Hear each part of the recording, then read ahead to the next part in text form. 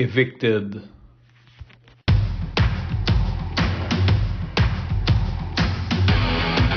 Il aime le code. Il faut que la communication soit codée, mais de façon claire et transparente. La rigidité, c'est pas pour lui. Mon nom est Francis Parent-Valquette et vous écoutez le Sandro Show. Mais le plus important, c'est qu'il est bélier. Ça y est, c'est fait. On est le 24 décembre, donc c'est le gros chocolat du calendrier de l'Avent.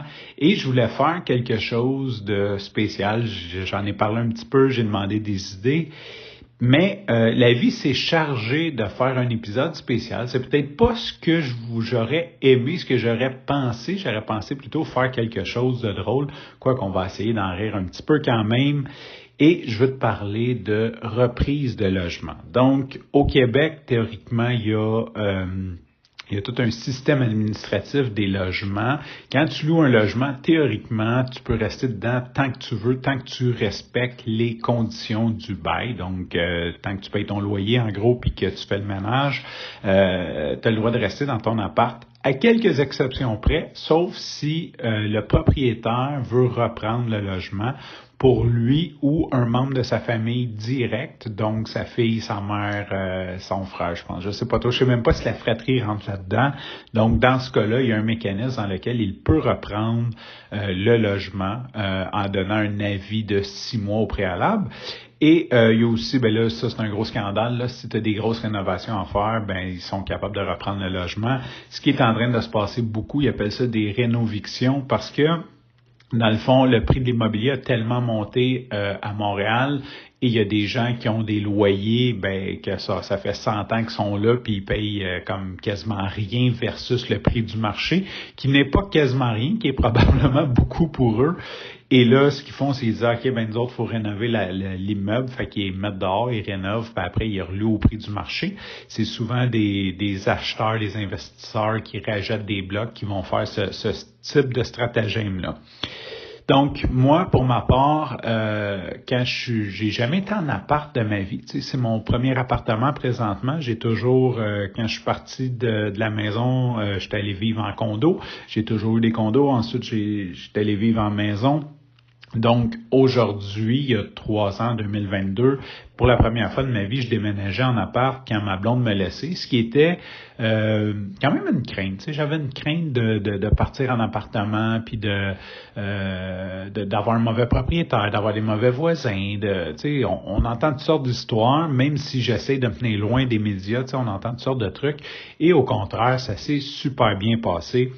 Et pour ma part, quand j'ai cherché mon appart, je vais pas dire je n'aime pas parce que c'est négatif, mais je préfère un environnement plus, je vais dire à l'échelle humaine. Tu sais, un appart dans un haut duplex, dans un petit plex, tu sais, un bloc, ça m'intéresse un petit peu moins.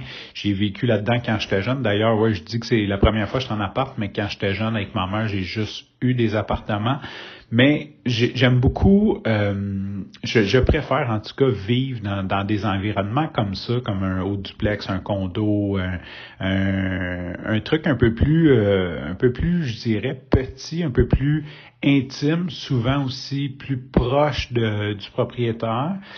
Et, bon, ben, ça a fait partie de mes critères. Donc, j'ai choisi, on s'entend, j'avais pas grand choix, là, mais, quand je suis parti, en fait, parce que un de mes critères, c'est d'être à moins d'1 kilomètre de mes enfants. Donc, il n'y avait pas tant d'appart de libre que ça au mois d'octobre, à 1 kilomètre de où j'habitais. Mais, donc, j'ai choisi un endroit qui est vraiment cool, que j'adore et que mes propriétaires, dans le fond, c'est un condo et eux le louaient parce que mon propriétaire partait étudier 3 ans en France, à Toulouse.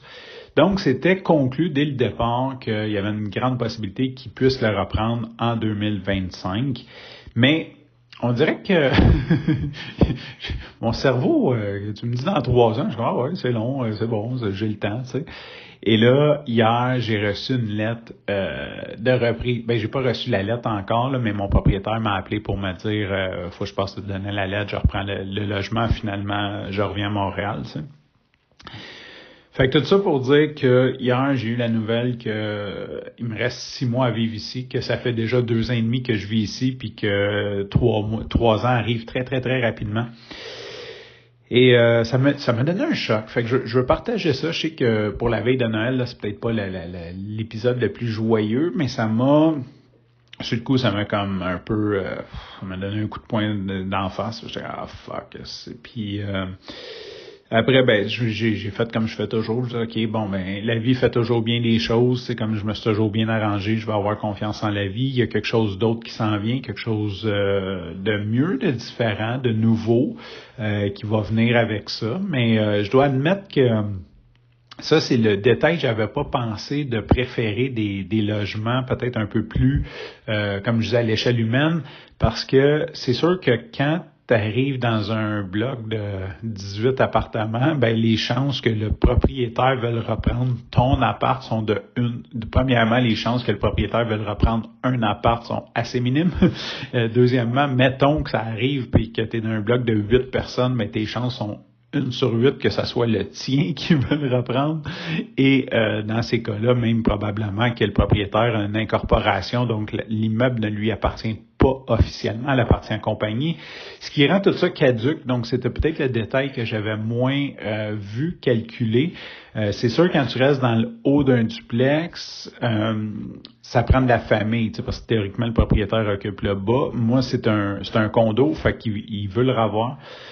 Fait que c'est ça, c'est peut-être un petit peu décousu, mais c'est la nouvelle que j'ai reçue hier qui m'ébranle plus que je le pense. Tu sais, malgré que j'ai confiance en vie, malgré tout, malgré le lâcher prise des dernières années, malgré tout, le landscape de l'immobilier à Montréal, du logement a beaucoup changé. Les prix ont énormément monté. Malgré que j'ai un bon salaire, j'ai de la misère à comprendre le prix. Est-ce que, tu sais, comme, même est-ce que je vais y arriver seul? Tu sais, j'étais un peu, là, c'est sûr, j'ai pas fait de recherche, là, je suis pas en mode action, là, ça a plus été comme mode knockout. J'ai reçu ça hier à 7h le soir, là, mais j'étais un peu, ouais, c'est ça, j'étais un petit peu dans ces réflexions-là.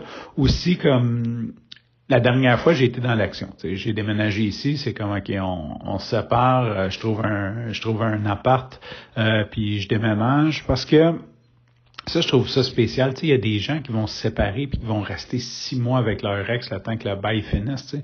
C'est comme, je pourrais pas faire ça. Moi. C'est comme, OK, on est parti, là. C'est comme, get out, join in or get out, tu sais, puis...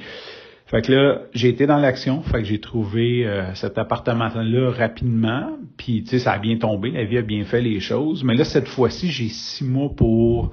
j'ai pas tout à fait 6 mois, mais j'ai au moins, mettons, là, les libérations d'appart, d'habitude, c'est au début avril. Fait que j'ai un 3-4 mois où je peux prendre le temps de réfléchir vraiment à ce que je veux, tu sais, comme le quartier que je veux, la vibe que je veux, qu'est-ce que je veux payer, c'est quoi mes valeurs là-dessus et non juste comme exécuter. Donc, j'aimerais profiter de cet événement-là pour rebondir là-dessus et peut-être avoir plus de clarté sur what's next en termes d'habitation de mon bord. Aussi, en attendant de réfléchir, tu sais, ça remet en question un peu tous les choix de ma vie. Prendre le temps de réfléchir à ça, tu sais, de dire, OK, j'en profite pour rebondir. Qu'est-ce que la vie aussi m'envoie comme signaux? C'est peut-être une petite tape sur la gueule puis dire, hey dude, reprends tes choses en main, tu sais, c'est peut-être à ton tour malgré que je n'ai aucune envie de redevenir propriétaire. J'ai pas vraiment envie non plus de me faire évincer à tous les 3 ans parce que le propriétaire va reprendre son logement.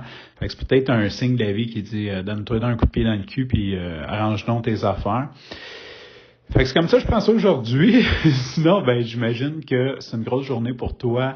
La veille de Noël, on a toujours plein de choses à faire, de la visite, du ménage, toutes sortes de la cuisine. Fait que je te souhaite un joyeuse veille de Noël.